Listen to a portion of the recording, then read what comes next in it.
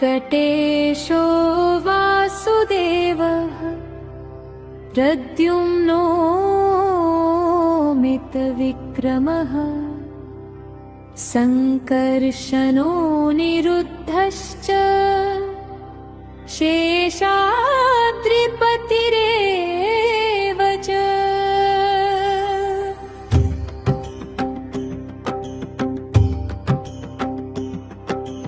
जनार्दन पद्मनाभो वेङ्कटाचलवासनः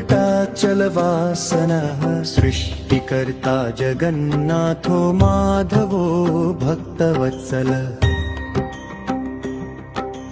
गोविन्दो गोपतिः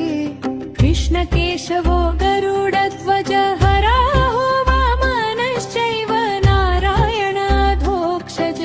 श्रीधर पुण्डरीकाक्ष सर्वदेवस्तुतो हरि श्रीनृसिंहो महासिंह सूत्राकार पुरातनः रमानाथो महीभर्ता भूधर पुरुषोत्तमः चोळपुत्र प्रिय शान्तो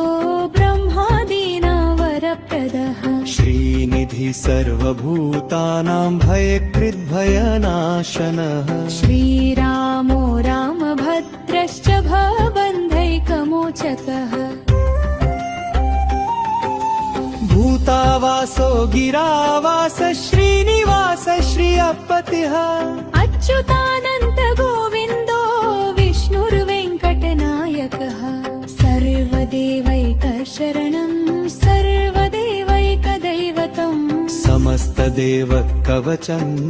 सर्वदेवशिखामणिः इतीदं कीर्तितं यस्य विष्णोरमिततेजसः विकाले यः पठेन्नित्यं पापं तस्य न विद्यते राजद्वारे पठे घोरे सङ्ग्रामे रिपुसङ्कटे भूतसर्पपिशाचादिभयं नास्ति कदाचन अपुत्रो लभते पुत्रान् निर्धनो धनवान् भवेत् रोगार्तो मुच्यते रोगात् बद्धो मुच्येत बन्धनात् यद्यदिष्टतमं लोके तत्तत् प्राप्नोत्यसंशयः ऐश्वर्यं राजसं मानं भक्तिमुक्तिफलप्रदम् विष्णोर्लोकैकसोपानं सर्वदुःखैकनाशनम् सर्वैश्वर्यप्रदं नृणां सर्वमङ्गलकारकम् मायावी परमानन्दं त्यक्त्वा ग्रन्थमुत्तमम् स्वामी पुष्करिणी तीरे रमया सह मोदते कल्याणाद्भुतगात्राय कामितार्थप्रदायिने श्रीमद्वेङ्कटनाथाय श्रीनिवासाय ते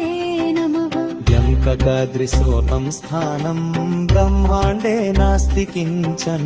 वेङ्कटेश समो देवो न भूतो न भविष्यति इति ब्रह्माण्ड पुराणे